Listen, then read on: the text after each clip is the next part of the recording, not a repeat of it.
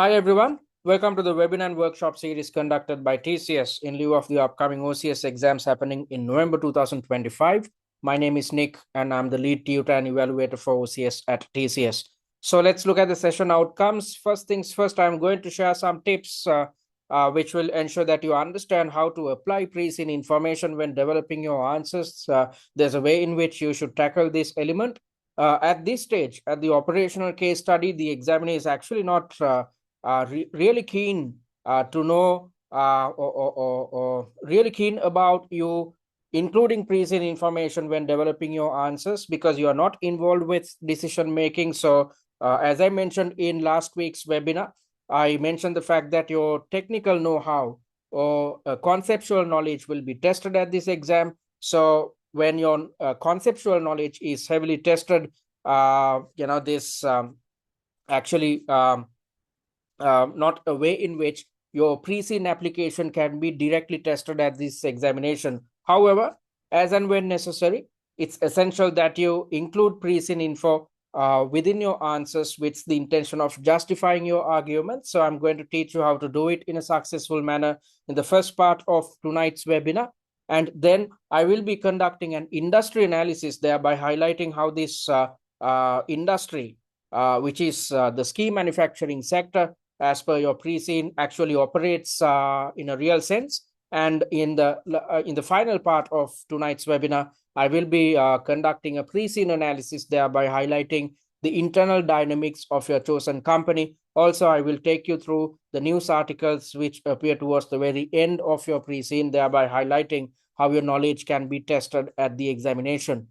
All right, so before we get into the technicalities, let me quickly remind you of the upcoming webinars and workshops we have scheduled for you.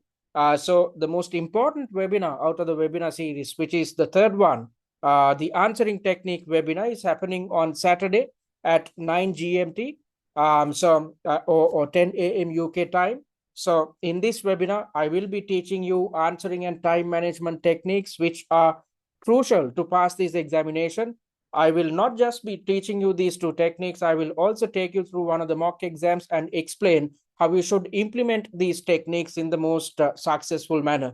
So, all these things will be taught in the third webinar. Attend the live session without fail so that you can benefit from the Q&A session as well. And in the fourth webinar, exam prep, I will be taking you through the exam blueprint, thereby highlighting examiner's comments. It's essential that you understand what the examiner expects from you. And at the same time, I will talk about how you should rebound from failure.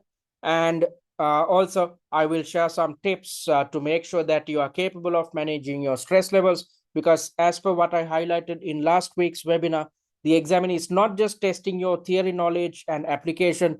The examiner is also testing whether you are skilled and capable with regards to managing your stress levels. So it's essential that you attend the fourth webinar as well to benefit from stress management techniques. And then we are kickstarting our workshop series focused on each pillar, F1, P1, and E1 syllabi.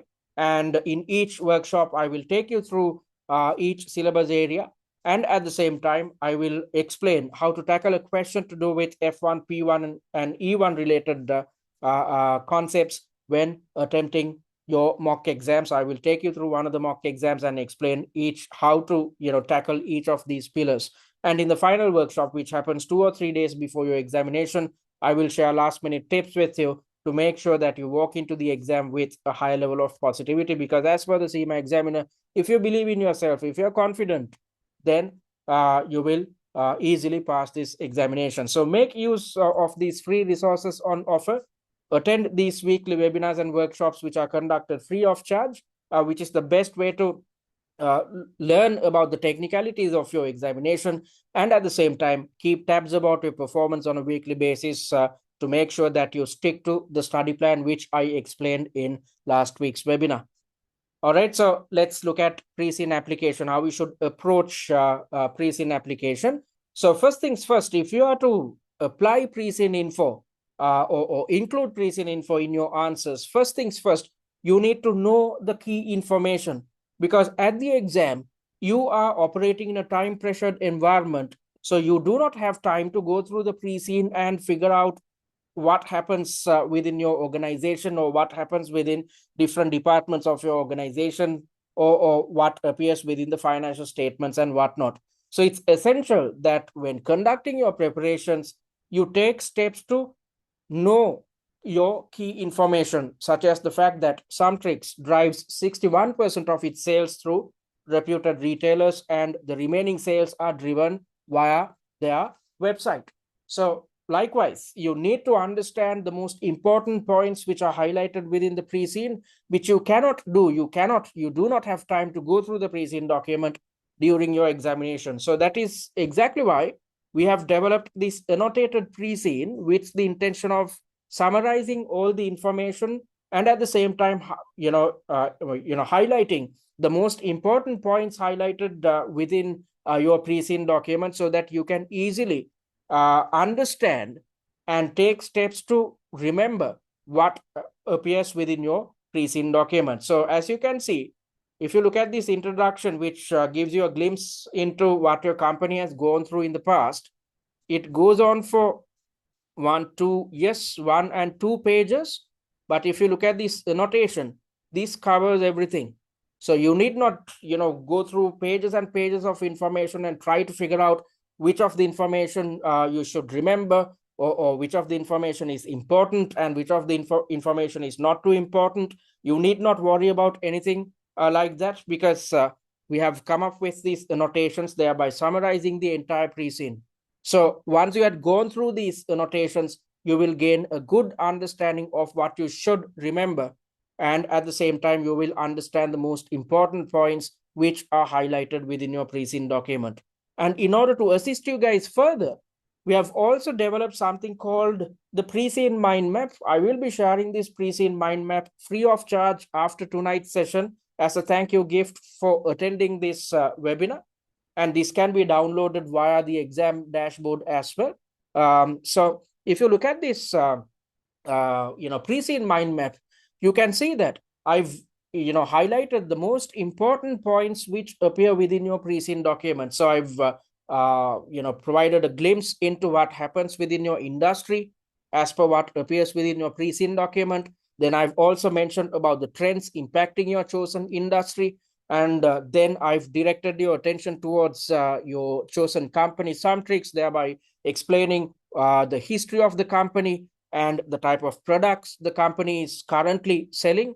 And at the same time, what happens within various different departments, the purchasing department, production, and the 4 different support departments, how our sales operations take place, as well as what we do in terms of costing and budgets, the budgeting methodology and the costing methodology adopted by your chosen company, what appears within your financial statements as per 30th June 2025, the mission and belief system of your chosen company, and what appears within the 2 news articles. So once you have access to this document, you need not worry about remembering the most important points which appear within the Preseen document. Simply go through this document on a daily basis until the day of your exam. Then you will easily remember everything about your chosen company and its industry. So first things first, go through the annotated Preseen. Then you will gain a good understanding of what this company is all about, what your industry is all about. Then go through this Preseen mind map to constantly keep yourself reminded of the most important points which are highlighted within your Preseen. So you need not worry about the first element. We have covered this element for you. And on top of that, you need to know your numbers, because you're supposed to play the role of a finance officer. You are operating within the finance department of your chosen company. So you need to know your numbers. So that's exactly why you should go through the financial analysis slides which we have developed for you. So we have evaluated each financial statement in depth, yet making sure to keep things simple so that you can easily understand what has happened within your chosen company by going through these annotations. So we have evaluated each financial statement, and also we have conducted a ratio analysis and explained each ratio in depth to make sure that you gain a clear understanding about the financial standing of your company. So you need not try to figure out numbers on your own, work out ratios, conduct your own financial analysis. We have done it for you. So if you refer to our study resources, you will be covering both these elements. And when these two elements are covered, you need not worry about what appears within the pre-scene. And when you know pre-scene information inside out, then you can easily include pre-scene info as and when necessary when developing your answers. And when conducting preparations, prepare for possible scenarios, yet be open-minded. So when developing our 6 mock exams, we have considered various different scenarios, thereby trying to align our scenarios with the pre-scene document, because towards the very end of your pre-scene, there are 2 news articles which gives us a hint about the type of scenarios which can be tested at the exam. So based on these hints, we have developed the 6 mock exams. However, when preparing for this examination, your job should not be to memorize the scenarios or try to remember what these scenarios are as per what appears within the mock exams. The scenarios as well as the relevant syllabus areas are there to get your grips with how each syllabus area can be tested. However, at the examination, anything can be tested. There is no way in which we can predict the scenarios with 100% accuracy. Only the examiner will know what type of scenarios will be tested at your real examination. The only thing we can do is to predict scenarios based on what appears within the pre-scene, and at the same time, the only thing we can do is to cover all syllabus areas, thereby making sure to cover all P1 and F1 syllabus areas. So when conducting preparations, prepare for possible scenarios, yet be open-minded. Why? Because the examiner is trying to replicate a real-life corporate environment. In a real-life corporate environment, you can't predict the future. You cannot predict the type of opportunities the company might exploit in the future, or the type of threats the company might try to manage in the future. So since you cannot predict the future in a real-life corporate environment, in this examination, when conducting preparations, when going through mock exams, your job should be to get your grips with how each syllabus area is tested. Don't try to memorize answers. Don't try to memorize scenarios, because you have to be open-minded when facing this examination. And remember that the scenario presented in the exam carries latest information. So your pre-scene gives you a glimpse into the past of your organization. So the pre-scene document tells about the history of your company, tells about what has happened within your chosen industry, tells about what happens within your various different departments of your chosen company, talks about what has happened in the past 2 years in a financial sense. However, at the examination, your knowledge will be tested based on what the company is facing at the moment, the type of opportunities the company is trying to exploit, and the type of threats the company is trying to avoid or manage. So that is exactly why I said you are not supposed to memorize anything.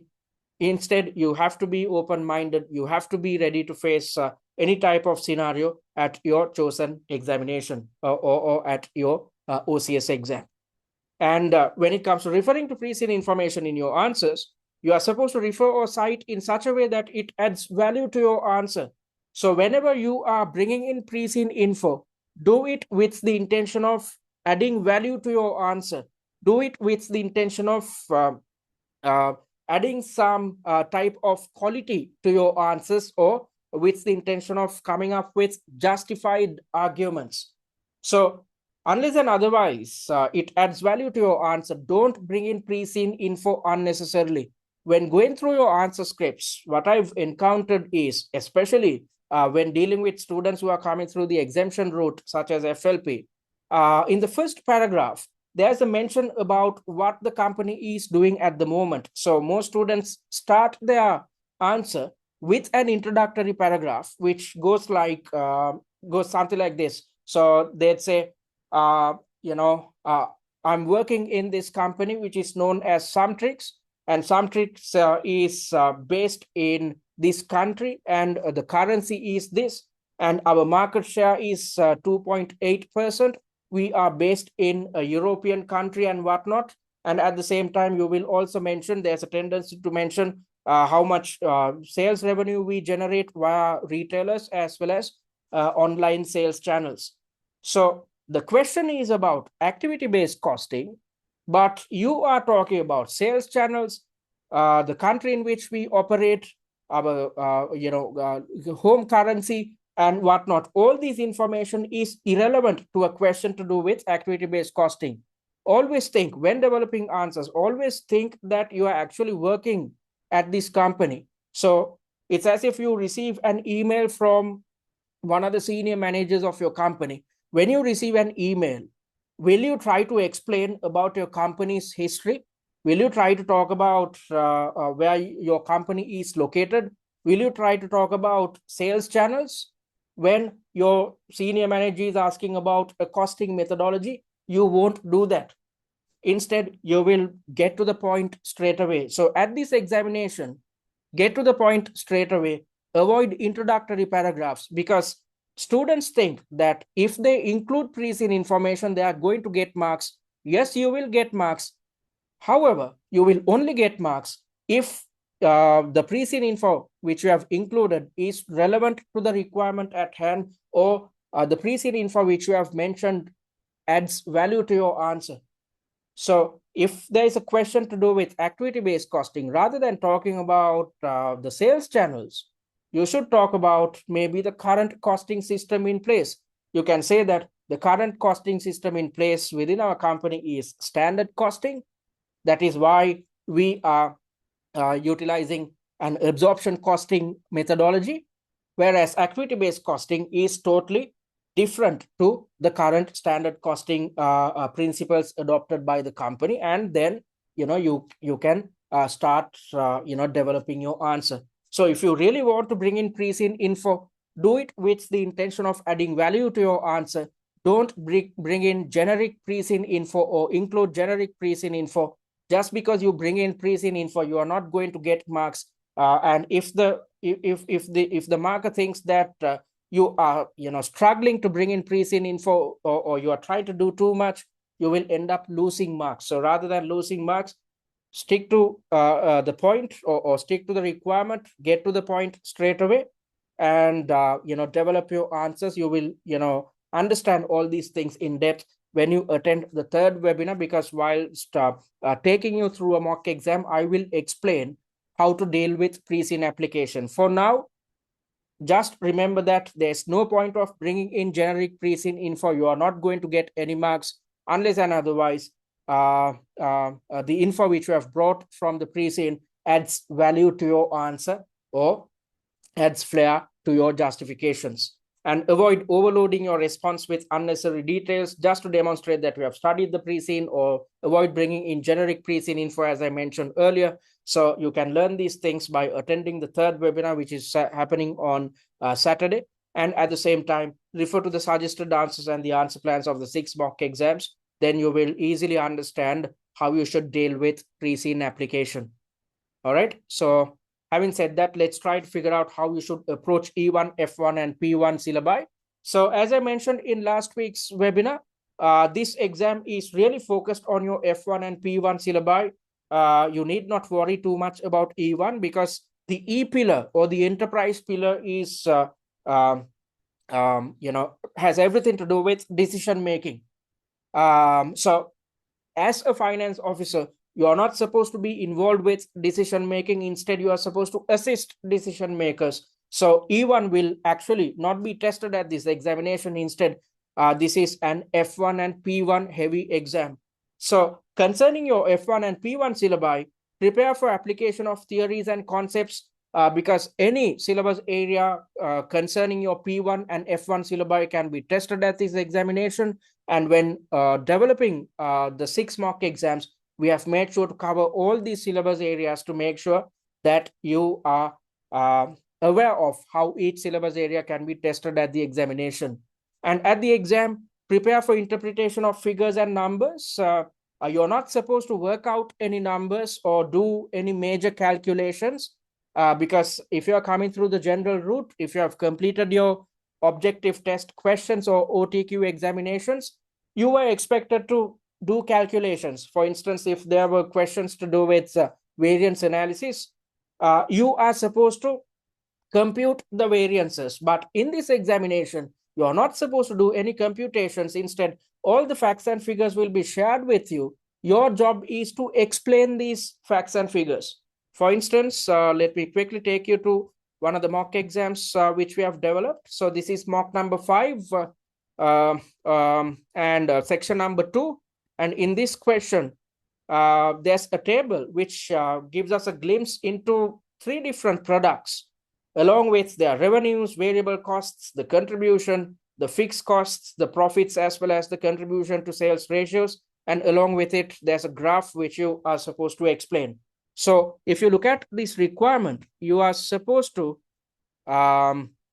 explain the attached chart, also highlight the advantages and disadvantages of carrying out a break-even analysis on a new Paraski range. So you are supposed to explain these numbers, explain this graph, rather than having to draw this graph or come up with these numbers or compute these numbers on your own. So in this examination, as I mentioned earlier, your job is to interpret figures and numbers. You're not supposed to do any calculations. And when conducting preparations concerning your P1 and F1 syllabi, do not skip any topic, because any topic can be tested at the exam. That is exactly why we have taken steps to develop 6 mock exams. Within these 6 mock exams, there are 72 subtasks in total, and we are actually forced to develop 72 subtasks or cover 72 subtasks with the prime intention of covering all syllabus areas concerning your P1 and F1 syllabi. So when conducting preparations,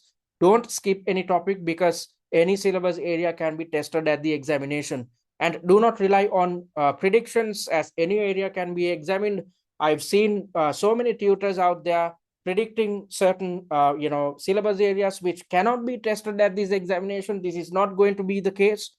If a certain conceptual or theoretical concept appears within your P1 and F1 syllabi, any syllabus area can be tested. So don't rely on predictions when conducting your preparations. Your job should be to get your bearings with how each syllabus area is tested, rather than testing your luck at your real examination. Because if you are planning to attempt just 1 or 2 mock exams, you are actually taking a huge risk. Because if you're clueless of how a break-even analysis related question can be tested at the exam, you might know what a break-even point is, how to compute the break-even point, but at the examination, your knowledge concerning a multi-product break-even analysis will be tested in this way. So the CS ratios will be shared with you along with the graph. Your job is to explain this graph. So if you don't know how to explain this graph, if you didn't see this type of question when conducting your preparations, then you will struggle at your examination, because usually this type of a question carries a 50 or 60% weightage. So if you end up missing out on a question such as this, you will end up failing your examination. Similarly, another area in which students struggle is tied to linear programming.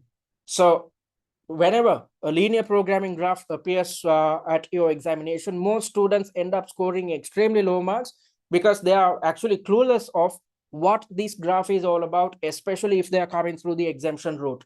So that is why I want you guys to conduct preparations, thereby covering all syllabus areas concerning your P1 and F1 syllabi, because if you do so, you won't struggle at your real examination, because you know how to approach each syllabus area in a successful manner. So when you are attempting this mock exam, you'd be clueless of how to explain all these lines or explain this linear programming graph. However, once you had gone through the answer plans, you will realize how you should structure your answer and the type of points you need to include in your answer to gain the most amount of marks. So that's what I wanted to highlight. So that's why I'm asking you guys not to rely on predictions, not to disregard any syllabus areas, because anything to do with your P1 and F1 syllabi can be tested at your examination. And having said that, let's move on to the second part of tonight's webinar. in which I'm going to conduct an industry analysis. One of you is seeking permission to record this session. Don't worry. We at TCS, we are recording this session, and the recorded version will be available on YouTube as well as our student dashboard.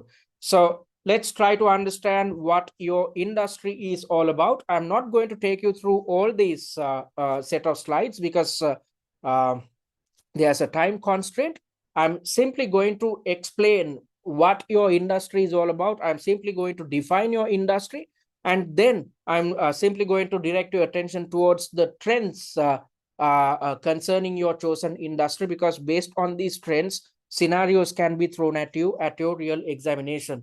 So first things first, let's try to understand how your market is defined. So this time, Preseen is based on ski manufacturer. There are various different ski manufacturing methodologies focused on various different needs of customers. But this time's Preseen, which is based on SumTrix, this time's company is only focused on manufacturing freestyle and touring skis. Freestyle and touring skis. So let's try to understand what these two ski methods are. So first things first, if we direct our attention towards touring skis, this is also known as mountain skiing. So this is a situation in which you have to climb up a mountain, and then you have to latch on your skis and ski down the mountain slope. So that's mountain skiing. And on the other hand, we have freestyle skiing. Freestyle skiing is a situation where you are skiing in a man-made terrain, and this is known as a piste skiing, as piste skiing as well. A piste is a terrain which is man-made, and within this terrain, you will see ramps and whatnot, which enables you to do certain jumps and tricks. So freestyle skiing is popular between youngsters who are looking for an adrenaline rush, whereas touring skiing or mountain skiing is popular within those who are looking for adventure as well as who love nature. So out of these two skiing methods, mountain skiing is actually riskier. Why am I saying this? Because you are exposed to the elements, and on top of that, you are on your own, which might expose you to accidents. And sometimes mountain skiers, they if they are not well versed with mountain skiing, if they are involved with mountain skiing for the first time, they might lose track of time as well as weather. And on top of that, they might get lost. So all these things will lead to accidents because you are exposed to natural elements. Whereas when you look at freestyle skiing, you are skiing within a piste or a man-made terrain. So because of that, there's someone to look after you. And on top of that, you are not exposed to accidents which are created by acts of God. So these are the two types of skiing, two types of customers we are dealing with at the moment.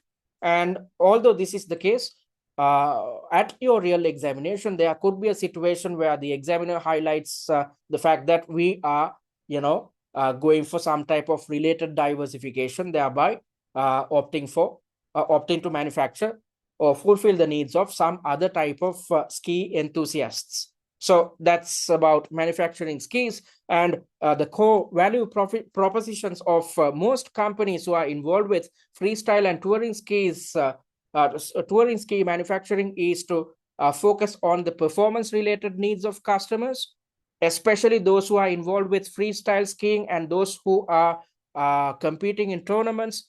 They want to increase their performance as much as possible. So with the intention of enhancing performance of skiers, companies try to come up with better skis, lightweight skis. Also, companies try to look into the safety of the users, especially those who are involved with mountain skiing. And at the same time, there's a lot of innovation taking place within this industry, because this is a highly competitive industry. So with the intention of standing out or carving a competitive edge, companies are trying to be innovative as much as possible. What you should know is this is a highly seasonal industry in which the season runs from October to April each year. So in each season, there's some type of innovation taking place, or some type of new technology being introduced to customers. So there's a lot of innovation which changes the way in which customers ski, as well as changes the way in which companies conduct manufacturing operations. And this is, as I mentioned earlier, since this is a highly seasonal industry, this is dependent on winter months and snow reliability. And with global warming and climate change taking place, it's actually impacting this industry as adversely, because we are not in a position to accurately predict snowfall anymore. So because of that, especially concerning pests or ski resorts, there's a tendency for them to use artificial snow, because you can't rely on weather forecasts anymore. So all these things are tied to how your industry operates. So that's how your market is defined. Having said that, I don't have time to go through all these set of slides. You can go through them on your own. I'm going to direct your attention towards the trends which impact your chosen industry. So there's a lot of thinking in terms of sustainability. So eco-friendly material are used when developing skis, because especially the customers who are from the younger segments, there's a lot of demand created for this industry via youngsters who are taking up skiing, especially those who are involved with freestyle skiing, those who are looking for an adrenaline rush. So because of that, these younger customers are asking manufacturers to uphold sustainability as much as possible.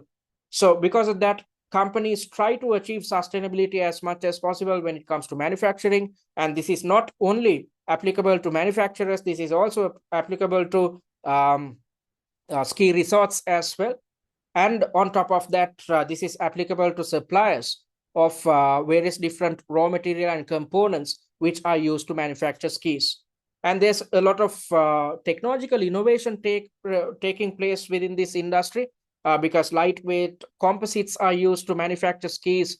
AI-driven designs are happening, computer-aided designing is happening, or CAD-based designing is happening within this industry. And ski boots come with integrated bindings to assist mountain skiers, because I said that when it comes to mountain skiing, you have to climb a mountain. So you can't climb a mountain with your skis. So these are detachable. These skis should be detachable with bindings. So all these things, so there's a lot of technological innovation happening within this industry, which is primarily driven by the needs of younger customer segments. And there's a lot of experiments taking place within this industry, because there's a growth in ski tourism, especially concerning customers who are from Asian, African, and UAE regions. So primarily, demand for skiing was in Northern America as well as Europe. But nowadays, you see a lot of customers who are interested in skiing who are coming from Asian, African, and UAE regions. Why is this the case? Because the middle income earners or the middle class is growing within these regions, which that they have higher disposable incomes. With higher disposable incomes, they are trying to fulfill their holidaying or adventure related needs by taking up skiing. So these type of changes concerning economics, geopolitics are impacting this industry in a positive manner. There's an uptake in demand, and at the same time, there's a huge demand for freestyle skiing, or which is driven by the freestyle culture.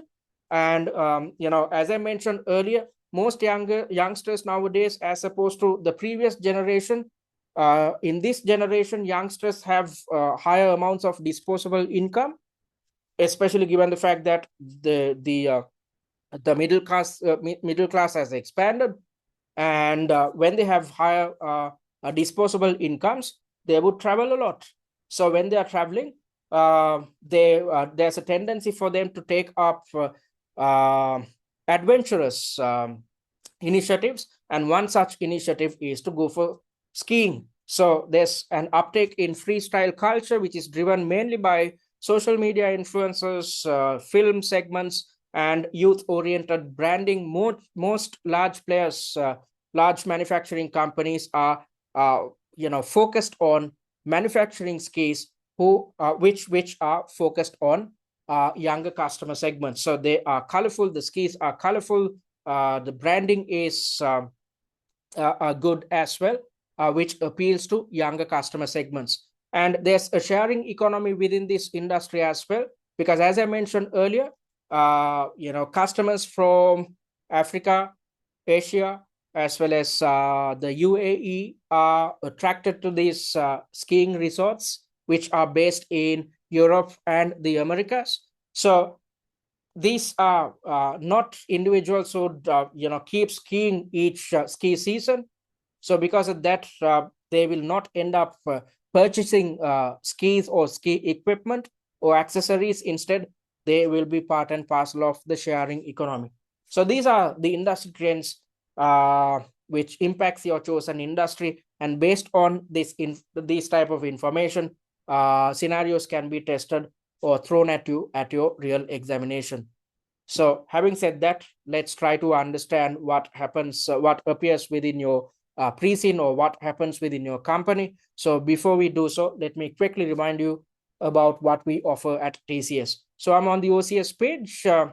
If you're yet to create a free user account, click on this button and create a free user account. Once you are done with it, you'd gain access to our student dashboard. Click on this, and under my courses in front of OCS free, you'd see an access content button. Click on this button, and via the videos tab, you'd gain access to the recorded versions of the weekly webinars and workshops. And you'd also gain access to the answer plan of the mini mock exam. Don't go through this answer plan as yet. Wait until we are done with the third webinar. And also you'd gain access to the Preseen mind map, which I showed you a while back. You can download the Preseen mind map via our student dashboard. And under the mocks tab, you'd gain access to mock number 1. It's questions and suggested answers. Don't go through this mock exam as yet. Wait until we are done with webinar number 3. Then you know how to approach these mock exams. And under the exams tab, you have the opportunity of attempting mock exam 1, the full mock exam 1, under exam conditions via our exam dashboard or the exam platform rather. We have developed an exam platform, which is the exact replica of the Pearson VUE system on which you attempt your real examination. So you have the opportunity of attempting mock number 1 under exam conditions, even via the free resources or via the free account. So make use of these free resources on offer by creating a free user account. And if you are interested in investing on our paid content, click on this button and check our free resources before you invest. And also, if you are yet to join our OCS WhatsApp discussion forum, click on this button and join it via this group. I will always address your answers, and at the same time, we will keep you informed of the commencement dates and times of the weekly webinars and workshops, and you can share resources or engage with group learning. And via this group, I will also share codes of free resources with you. So if you're yet to join it, please click on this button and join our WhatsApp group. And talking about what we offer 2 packages, the essential course and the value course. The essential course is designed for those who are coming through the general route or those who had completed their OTQ examinations. So since you have completed your OTQs, you are well aware of what is highlighted within your E1, P1, and F1 syllabi. Therefore, you have learned your theory already. When conducting your preparations, your job should be to simply improve your application skills. So under the essential course, you will gain access to the recordings of all webinars and workshops, 3 mock exams with suggested answers. You might be wondering, I was talking about 6 mocks, but in here, you only have access to 3 mock exams. You might be wondering as to why you have access to only 3 mock exams. Because as I mentioned earlier, since you have completed your OTQs, you know theory. When conducting your prep, your job is to simply improve your application skills. So you can easily improve your application skills by attempting just 3 mock exams. And under the essential course, you would also gain access to pre-scene analysis videos, 3 videos in total. And in each video, I've explained what appears within your Preseen document in depth based on the annotated Preseen, and in a little while, you are going to experience how we conduct Preseen analysis sessions at TCS. So once you have watched these three videos, you will gain an in-depth understanding of your Preseen. You need not try to decrypt your Preseen document on your own. We have done it for you. And you'd also gain access to the annotated Preseen, the industry and financial analysis slides. You saw what these resources look like a while back. And you'd also gain access to top 10 likely issue slides, which indicate the most probable scenarios which can be tested at the exam. And you'd also gain access to a case study familiarization kit. Once you have gone through this kit, you will gain a good understanding about the technicalities behind your OCS exam.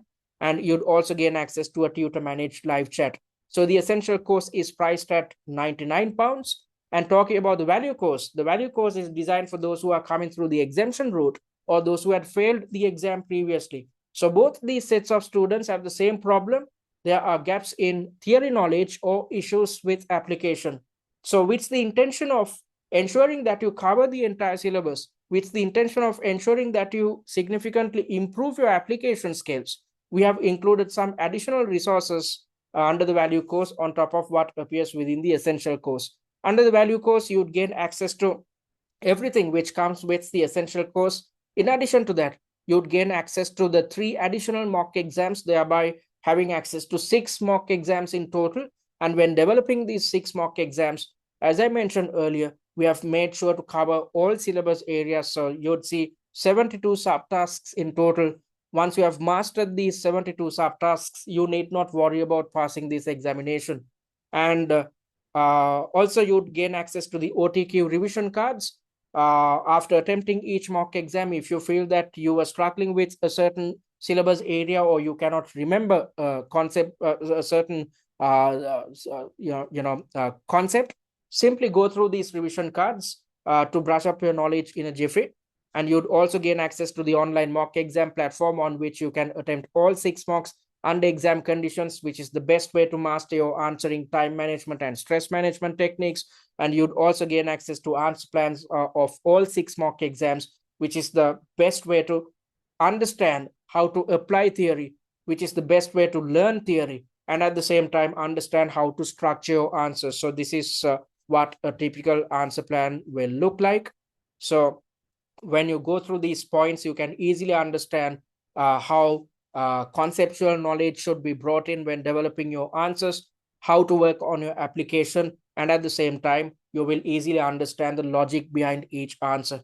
And this will be essential when conducting revision, because after attempting each mock exam, as per our study plan, you are supposed to redevelop answer plans on your own.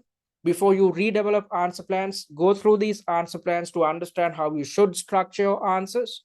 Once you understand the logic behind each answer, try to replicate similar answer plans on your own leisurely, and then compare your fresh answer plans to TCS's to further enhance your understanding of how to structure your answers. So all these resources are on offer under the value course, which is priced at £199. So you can click on either of these buttons to invest on your preferred course. And all products are available until the 28th of August 2026. So if you're planning on sitting for the OCS exams, which are happening in February, you can invest right now, which gives you a head start with regards to preparations. So having said that, let me quickly tell you what you are supposed to cover within this week as per our 8-week study plan, which can be accessed via the website itself. So as per the 8-week study plan, we are in week number 2, which is dedicated towards decrypting your Preseen document. So watch the Preseen analysis videos. There are 3 videos in total to gain a good understanding of what appears within your Preseen, to gain a good understanding about your chosen industry, as well as what happens within your chosen company. Then read through the annotated Preseen on your own leisurely, thereby revising your knowledge once more, and refer to the industry and financial analysis slides to gain an understanding, a better understanding about your industry, as well as what appears within your financial statements. So once you are done with your Preseen, from next week onwards, you are supposed to kickstart your preparations concerning mock attempts. However, don't even after completing all these things within this week, if you have some additional time, don't try to attempt mock exams or go through mock exams. Wait until I'm done with the third webinar answering technique, in which I'm going to teach you answering and time management techniques. Wait until you learn these two techniques before you start attempting mock exams, because there's absolutely no point of attempting mocks on your own without having an understanding of how to structure your answers, how to develop answer plans, and at the same time, how to manage your time. So simply focus your attention towards decrypting the Preseen info. You need not conduct any research. Simply watch the Preseen analysis videos and read through the annotated Preseen industry and financial analysis slides. Okay, so that's what you're supposed to do within this week, which is going to take 8 hours of your time. All right, so having said that, let's I want to direct your attention towards your Preseen document. Thereby I'm going to conduct a Preseen analysis. So first things first, let's try to understand what your role is. You are supposed to play the role of a finance officer. I explained your responsibilities in the last week's webinar, and you are working within the finance department of SumTrix. So the your chosen company is SumTrix as per your Preseen. So let's try to understand what your role is as a finance officer. You're supposed to be focused on the short term of your company, because you are not supposed to be involved with decision making. Instead, you are supposed to assist decision makers. I explained in last week's webinar about the fact that you are involved with implementing decisions which are arrived at by the board members and the middle level managers. So as an individual who is involved with implementing decisions, you should be focused on the daily activities which occur within your organization. So that's why your focus should be on the short term of your company.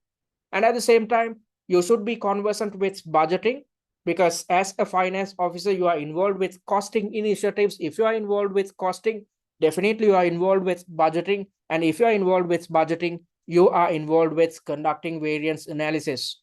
And also, you have to, as I mentioned earlier, you have to be conversant with the current costing system, as well as various different alternative costing systems as well, digital costing included. You have to be conversant with how to manage working capital or how to manage short-term cash flows within your organization. You have to be involved with short-term risk management. So you have to have a good understanding of various different risk management tools which appear within your P1 syllabus. And all in all, you are supposed to assist decision makers. All right, so then let's try to understand what your company is all about. SumTrix is a company that manufactures and sells freestyle and touring skis. So by now you know what freestyle and touring skis are. And this company is into manufacturing and selling freestyle and touring skis. So as a manufacturer and seller, your knowledge concerning standard costing will definitely be tested, because we are at the moment manufacturing standardized products on top of customized products. I'm going to explain these things in depth in a little while. For now, just remember that we are involved with manufacturing standardized products. So when we are manufacturing these standardized products, we have to rely on standard costing principles. So you need to know what standard costing is, the pros and cons of standard costing, and also you have to know about various different alternatives to standard costing, such as activity-based costing. And on top of that, you have to be conversant with multi-product CVP analysis or cost volume profit analysis, or in simpler terms, multi-product break-even analysis, given the fact that we are manufacturing multiple products at the moment. And let's try to understand about what the company was up to in the past 10 years. So what type of products do we sell at the moment? We sell freestyle skis, touring skis, and ski accessories. These are our three main product categories. On top of these three products, we do sell customized skis as well. These are not standardized products, because customized skis are made to order in accordance to the needs of each and every customer. So looking at the main products, we are selling freestyle skis, touring skis, and ski accessories. And we are based in Reland, a European country. in which the R dollar is used, and this country has a strong ski culture. And looking at our history, we were founded 10 years ago by 3 different individuals, and still we are owner managed, which gives us the indication that we are still in the growth phase, and our goals are to for the best type of quality, try to elevate the performance of the users of our skis and accessories, and at the same time improve freestyle enthusiasts experience. So these are the 3 things which we try to offer to the market. And at the same time, we offer excellent control, smooth landing, and we also offer colorful designs, which is considered as a unique selling point of our product ranges. So we offer excellent control, which will impact performance and safety of users.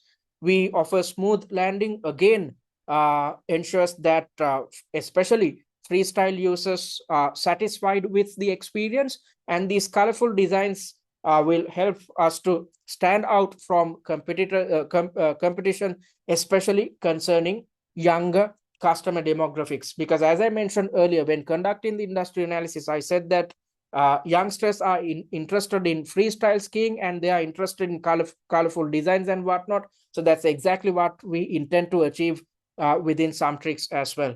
And looking at our reputation, we are well known for our quality as well as our colorful artwork.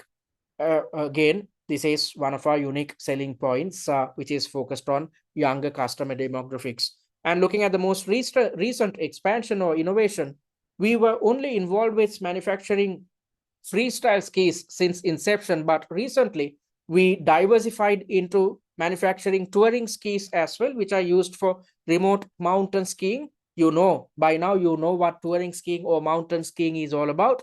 And this product category is high in demand. And what do we offer concerning mountain skis or touring skis? Our touring skis are lightweight, they are strong and reliable. We offer unique designs, and at the same time, we are well known for our excellent craftsmanship, because although there's some type of autonomous manufacturing happening, or capital intensive or machine intensive manufacturing which occurs within our manufacturing department, mostly we are utilizing labor resources, or our manufacturing is dependent on labor or skilled labor. So that is why we are well known for excellent craftsmanship. And at the moment, we are conducting manufacturing via our factory, which is located within our home country. And within this factory, we can see that there are 2 warehouses and a head office, which is adjacent to our production facility. And the product ranges on offer are, we offer 3 models concerning the freestyle range, 3 models concerning the touring range, and we also sell customized products as well. On top of that, we sell ski accessories as well. And these accessories, talking about these accessories are bought from unbranded trusted suppliers. And once we buy them, we add our own branding on these accessories and sell them to end customers. So we are not manufacturing accessories. That's what you need to remember. We are manufacturing skis, yes, but we are not manufacturing accessories. Instead, we are purchasing them from reputed suppliers which are unbranded. We simply place our branding and sell it to end customers. And looking at the sales channels, we are dealing with European retailers, thereby selling to European customers at the moment. All of our existing models are sold through retailers, which should be focused on the freestyle and touring range. We are not selling accessories or the customized range via these retailers, rightfully so. Because the customized, when fulfilling the bespoke needs of customers, we have to make sure that they visit our factory, so that we design skis which are aligned with the exact needs of customers. So we can't deal through retailers, and at the same time, we are not selling accessories via retailers at the moment. We are only selling these accessories as well as the customized range via our website. And via the website, all existing models are sold which consist of the freestyle, touring, custom, and the accessories range. And with regards to marketing, we are reliant on social media marketing and influencer marketing. So when conducting the industry analysis, I said that most youngsters believe social media influencers. So there's a lot of demand driven towards freestyle skiing, which is driven by social media influencers. So that's exactly what we do at our company as well. All right. So having said that, let's try to understand what appears within this news article. This gives us a glimpse into various different types of skiing, which are all mountain, powder, carving, freestyle, touring, and youth. You need not really understand all these technical nitty-gritties because these technicalities will not be tested at the exam. Simply read through these highlighted areas to gain an understanding of what each type of skiing is all about. You need not know them by heart because these elements will not be tested at your examination. All right, then let's try to understand what happens within your industry. As you can look at this, as you can see by looking at this pie chart, there's a huge demand for skiing in North America and Europe. So 42% of revenue is generated by North American customers, as well as 28% of the market share is with regards to ski resorts and skiing related spending in Europe. So North America is the largest market, and the second largest market is Europe. And concerning the market shares within Europe, 5 large global brands dominate the market, thereby controlling 75% of the market share. And there are smaller brands as well, a multitude of smaller brands which control 25% market share. Out of this 25% market share, our market share is 2.8%. So our market share is considerably small compared to the large players and the other smaller players within this industry, which indicates the fact that there's potential for growth because, as I mentioned earlier, we are still at the growth phase. We started our business just 10 years back. And when we started our business, we were only focused on manufacturing freestyle skis. And recently, we diversified into manufacturing mountain skis as well, or touring skis as well. And at your examination, there will definitely be a question about some type of related diversification, given the fact that we are a small company, given the fact that we are still in the growth phase, given the fact that our market share is just 2.8%, which indicates the fact that there's significant opportunity for us to try and improve our market share. And the only way to improve our market share is to go for some type of related diversification.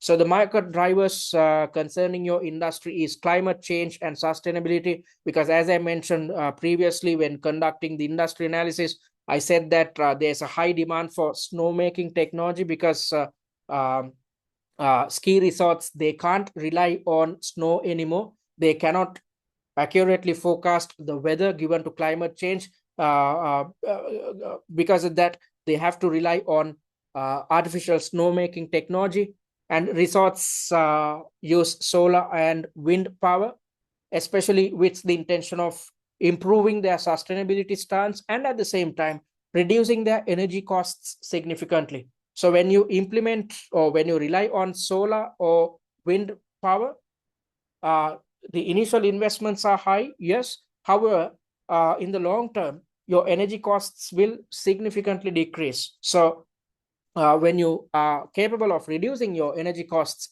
your margins will increase in the future. So that's why ski resorts are relying on solar and wind power, and producers are using sustainable material, especially given the fact that demand for this industry is driven by youngsters, and youngsters are pressurizing companies to be sustainable as much as possible. And there's a lot of technology or technological innovation impacting this industry, as I mentioned earlier. There are innovations in the way in which ski gear is manufactured, as well as resorts are operated, which have led to the manufacture of higher performance skis, which are ensuring safety of users. and all these things offer better user experience. And globalization is impacting this industry. As I mentioned earlier, there is an uptake for skiing, uptake in demand for skiing from Asian, African, and UAE regions. Why is this the case? Especially given the fact that their disposable incomes are increasing. With these increasing disposable incomes, they want to fulfill their leisure related needs, adventure related needs, so they are taking up skiing. And influencer marketing is heavy within this industry. That is exactly why we rely on influencer marketing. And online retail is playing a major role, especially concerning younger demographics, because if you look at uh, the good olden days, whenever if you want to purchase a ski set, you have to go visit a retailer or visit the company and check out or try out the ski set. But nowadays youngsters simply purchase stuff online, so that's why there's an uptake for online retail within this industry.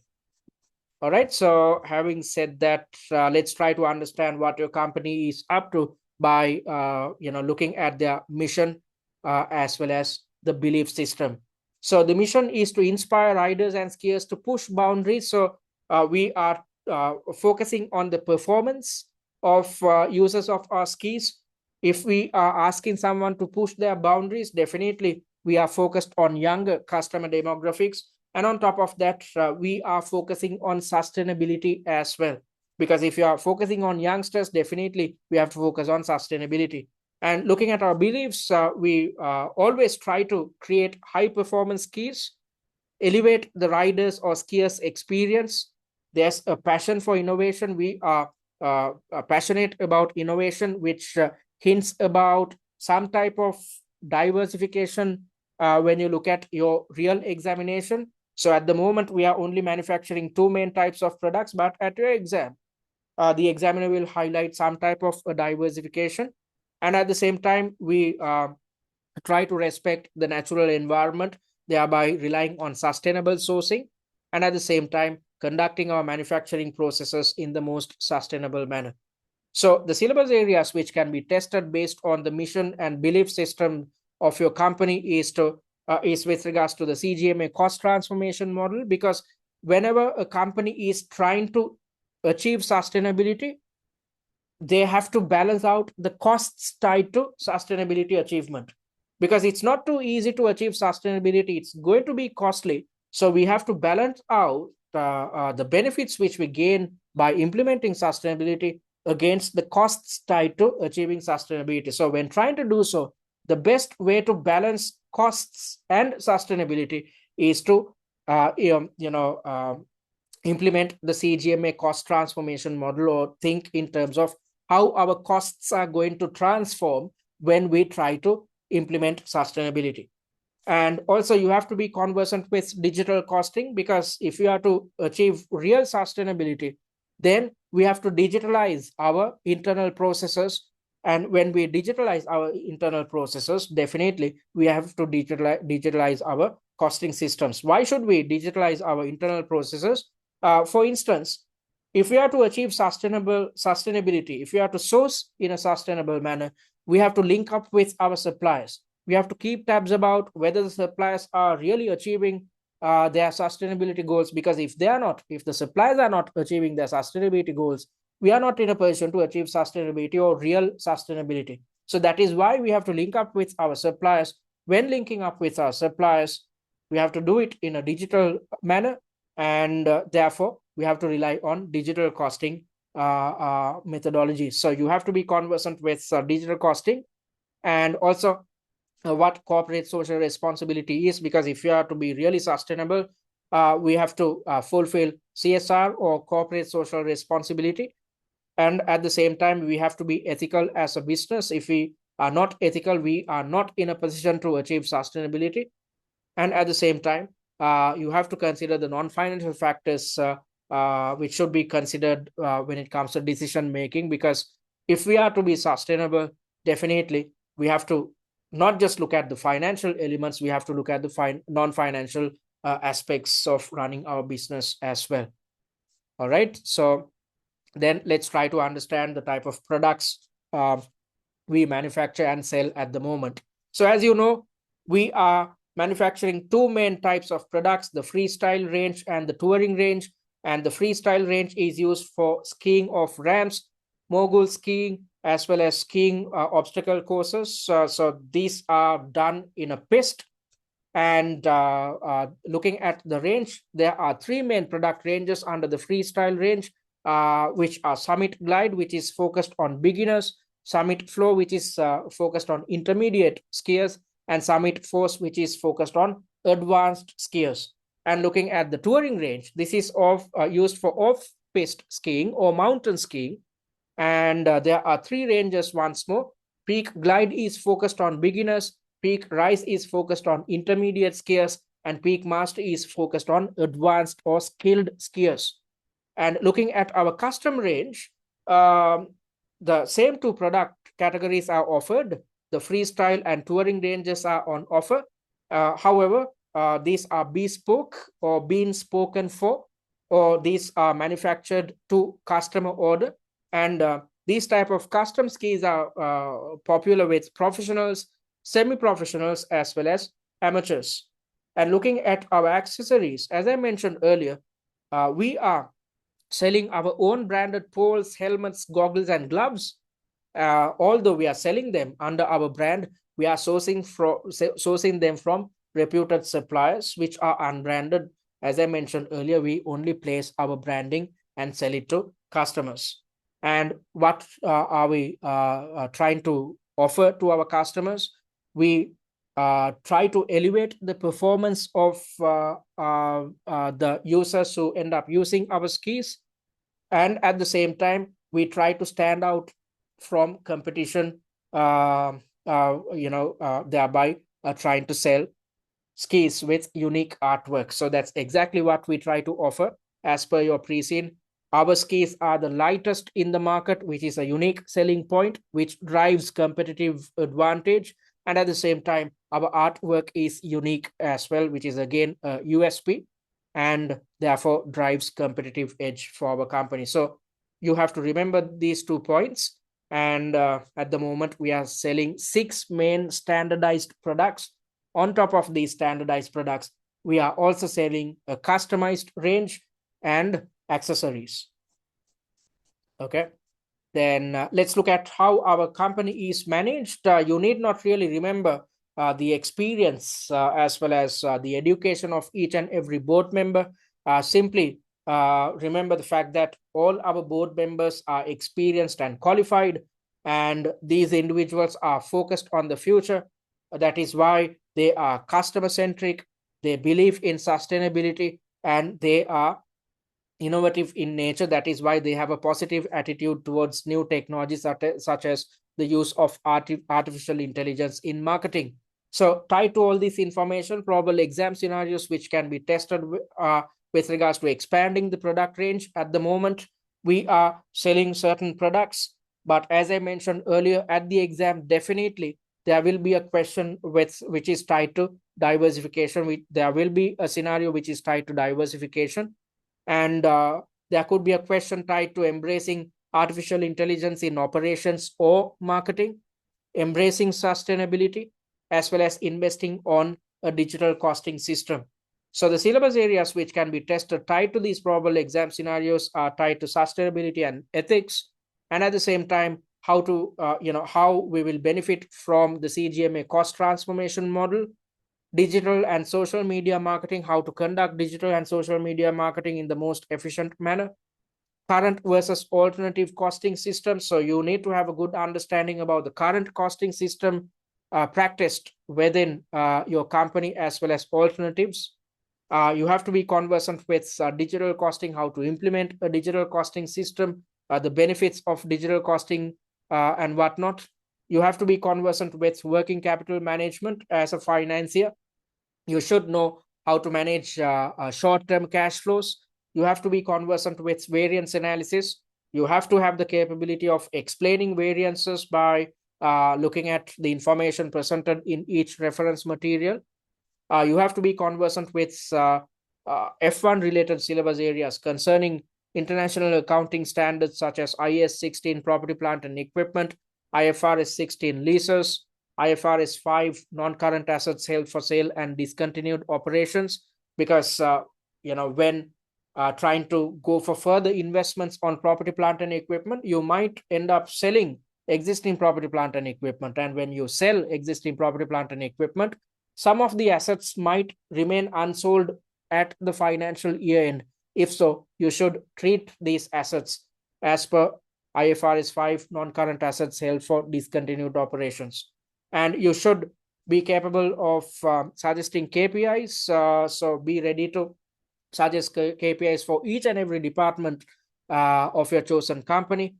So be ready to suggest KPIs concerning digital marketing, keeping track of the efficiency and effectiveness of digital marketing initiatives, especially given the fact that we believe in and we depend on digital marketing.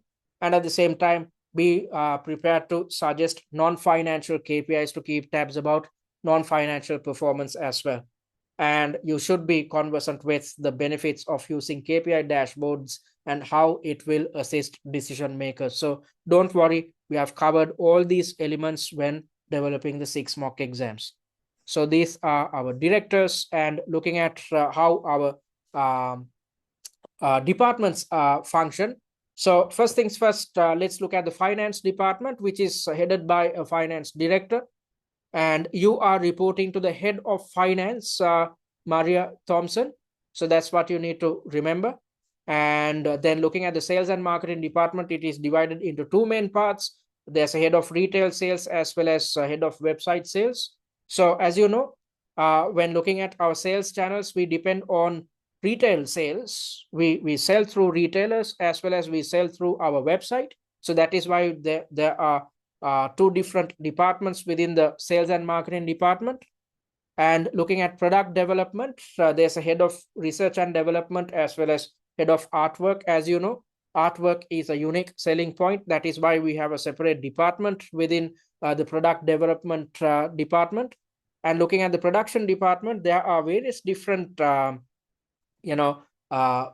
is divided into various different functions. So there's a component preparation element, then assembly takes place.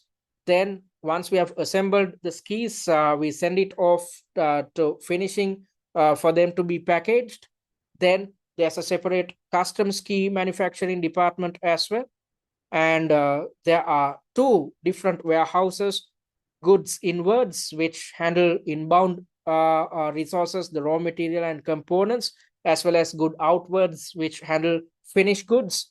There are 2 different service departments which are tied to facilities management and machine maintenance. So that's this is how various different functions operate within the production department. All right, so from this point onwards, the examiner gives you a glimpse into what happens within each and every department, what happens with regards to or the type of resources we use at the moment. Then there's mention about how production occurs and what happens within each and every function within the production department. Then there's a mention about how purchasing or procurement operations occur and the type of supply relationships we enjoy at the moment. And also there's an indication of how sales how the sales function operates, along with an indication about the type of employees within your who are employed within your chosen organization. And there's an indication about the financial statements, the SOPL, the SOFP, and the statement of cash flows, along with the budgets which highlight what we intend to achieve in the year 2026 or the upcoming year. So I don't have time to take you through all these elements. We have already covered them in the Preseen analysis videos, which are available. If you watch the second Preseen analysis video, which is available on the student dashboard, you'd gain a good understanding about the financial standing of your company and about what is highlighted within the budgets. I simply want to direct your attention towards the news articles. All right. So the first news article gives us a glimpse into the touring ski market. So I've already explained all these technicalities. So I'm not going to waste your time by taking you through this news article. Instead, I want to direct your attention towards the last two news articles, which gives us a hint about what can be tested or the type of scenarios which can be thrown at you at your real examination. So this article, which is taken from Skiing Today, is focused on para skiing. So this is a type of skiing which is intended to meet the needs of disabled athletes. So that is why we are utilizing this term para skiing, since we are trying to meet the needs of disabled athletes. And these skis rely on special equipment such as mono skis, bi skis, outriggers, and tri skis. You need not know what these type of skis are. Simply remember that various different special equipment are needed to manufacture these para skis, which are intended for disabled athletes. And this equipment is highly customized to enhance the safety, performance, and comfort of each user. And therefore, the gear is expensive due to customization, because we have to always fulfill the differing needs of disabled athletes who end up utilizing these products. And at the same time, we have to ensure safety. That is why companies conduct equipment training or teach users how to use the equipment in the most safest manner before the season starts.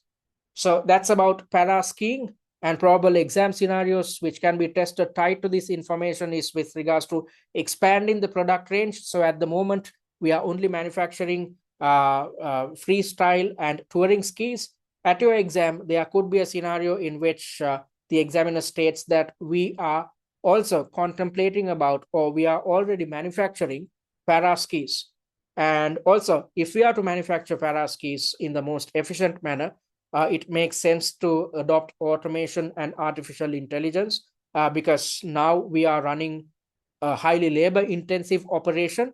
But if we are to really benefit from automation, we might have to utilize artificial intelligence and various different software within our manufacturing operations. So the syllabus areas which can be tested is with regards to managing risks and uncertainties tied to us pursuing some type of related diversification. So whenever a company is trying to do something new, a company is focused to or exposed to risks and uncertainties. So you should know how to manage these risks and uncertainties concerning the short run or the short term of your organization.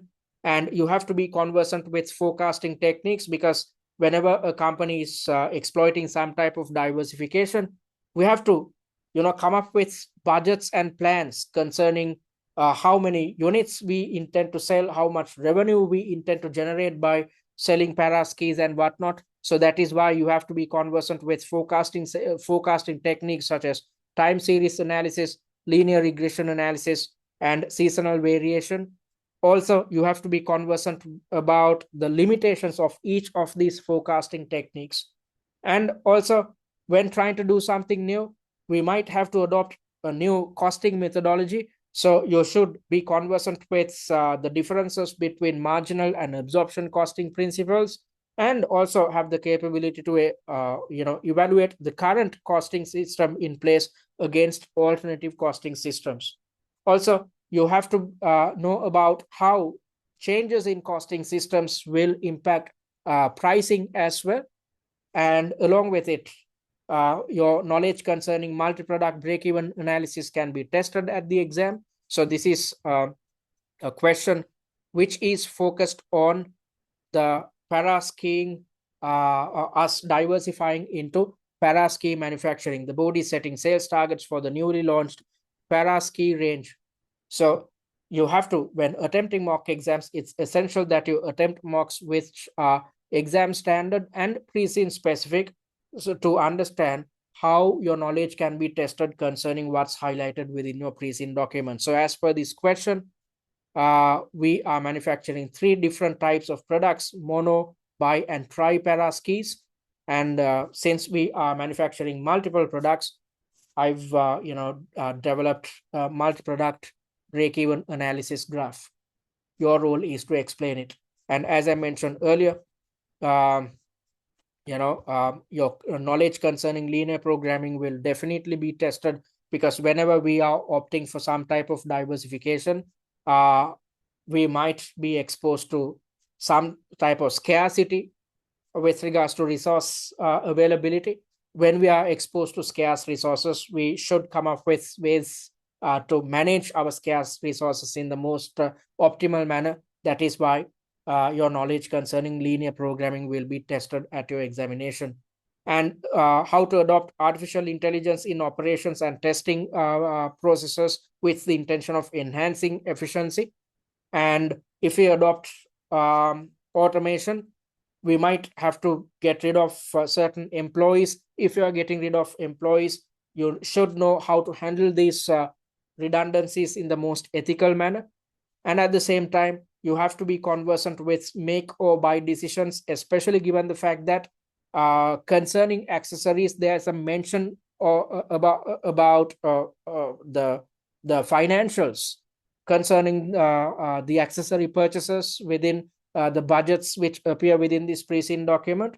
As you know, we are purchasing accessories from reputed third parties. So rather than purchasing, since we are already involved with manufacturing freestyle and touring skis, why not manufacture them in-house? When manufacturing them in-house, we are exposed to additional costs. So you should have the capability of comparing the costs tied to us making these accessories in-house against buying these accessories from third parties. So your knowledge concerning make or buy decisions will definitely be tested at your examination.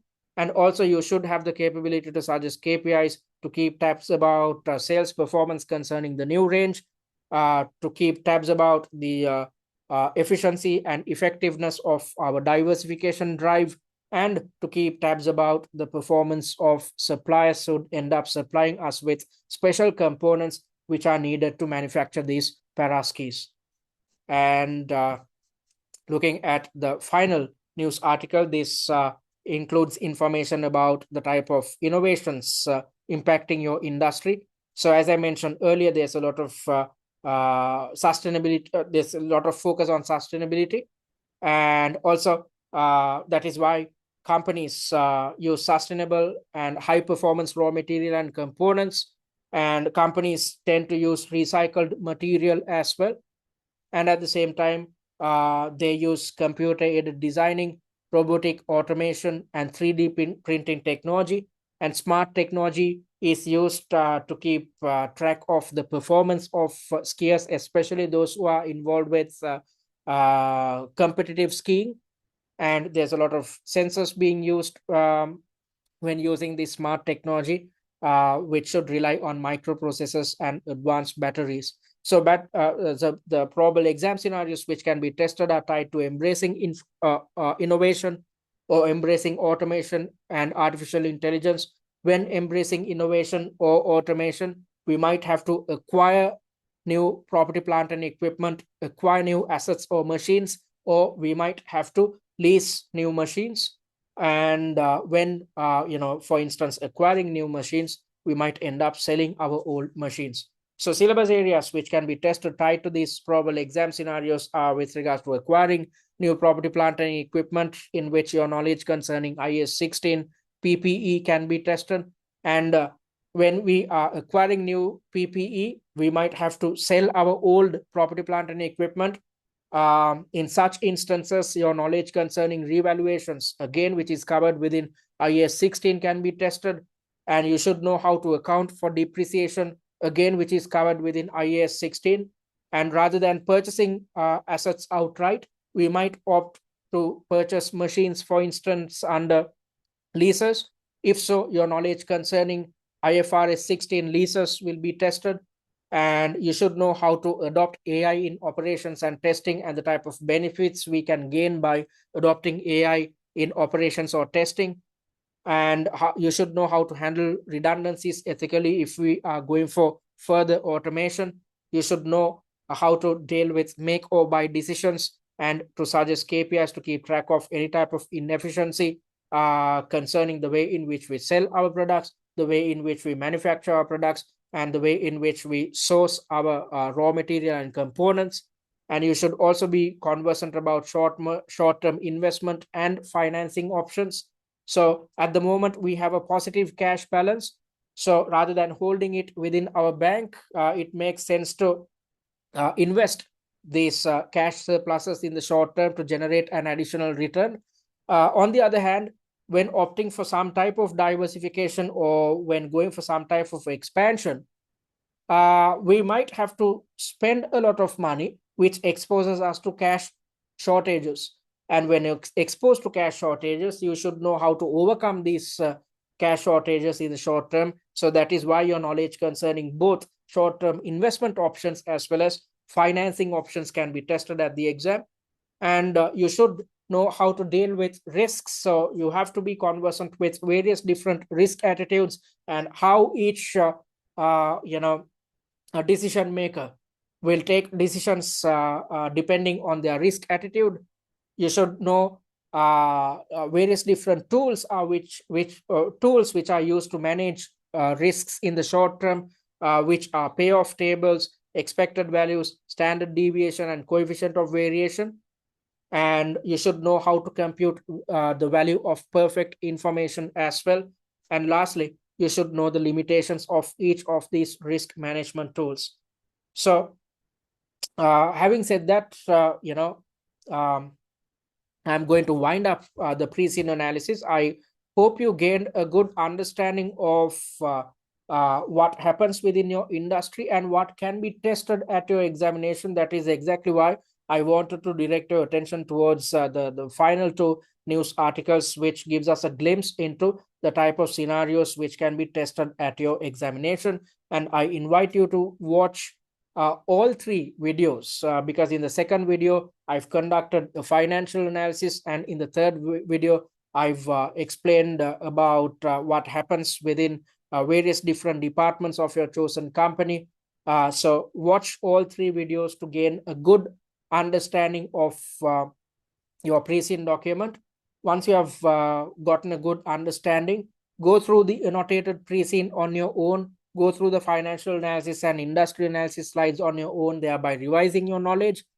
And on a daily basis, until the day of your exam, go through this document over and over so that by the time you are walking into the examination, you know what appears within your pre-scene by heart. And this is going to be extremely beneficial for you, because if this is the case, you need not waste time to go through the pre-scene during the examination, because you won't have time to go through the pre-scene. Instead, it's essential that you remember the most important points highlighted within your pre-scene when take steps to remember all these points when conducting your preparations. All right, so I'm happy to say that we achieved a 95% pass rate in the previous OCS sitting, and in which the highest scorer ended up scoring 109 marks. You can achieve a similar feat if you stick to our 8-week study plan, which was explained in depth in last week's webinar. If you missed out on it, please go watch the recorded version, which is accessible via YouTube and via our student dashboard. Having said that, I'm going to pause the recording. If you have any questions, you can switch on your mic and talk, or drop us a message via the chat. All right, folks, thank you very much for those questions. I hope I addressed everything. And if you want to contact us, you can do it via our website, which is www.study@tcs.com. Visit our website and click on the contact button and drop us a message. Our admin staff will get in touch with you via email during office hours, or you can directly email us at info@study@tcs.com. Or if you need instantaneous support, simply drop us a message on the WhatsApp number. And I urge you guys to follow us on our social media handles, especially YouTube and TikTok, because the recorded versions of the weekly webinars and workshops will be uploaded to our YouTube handle. And via TikTok, you'd gain access to 6 videos, which is essentially a good pre-scene mind map. So You can go through the Preseen mind map, the document, which is in document form, or simply on your way to office, for instance, keep watching these TikTok videos over and over on a daily basis until your exam, so that you are constantly reminding yourself about the most important points highlighted within your Preseen document. So having said that, it brings us to the end of the Preseen analysis session. I hope you gain something out of this session. I hope you gain a good understanding of your chosen company and this time's industry. And within this week, I hope you will watch the 3 Preseen analysis videos and conduct your revision by going through the annotated Preseen industry analysis slides and financial analysis slides on your own, so that you can focus your attention towards mock exam based preparations from next week onwards. So within this week, finish off the Preseen so that you can focus your attention towards mock attempts, which is going to be the toughest part of your preparations. So thank you very much for joining. I expect to see you guys in next week's webinar, in which I'm going to teach you crucial answering and time management techniques. Make sure to attend the webinar without fail, so that you'd benefit from the Q&A session. So thank you for joining. I'll see you guys next week. Take care and good night.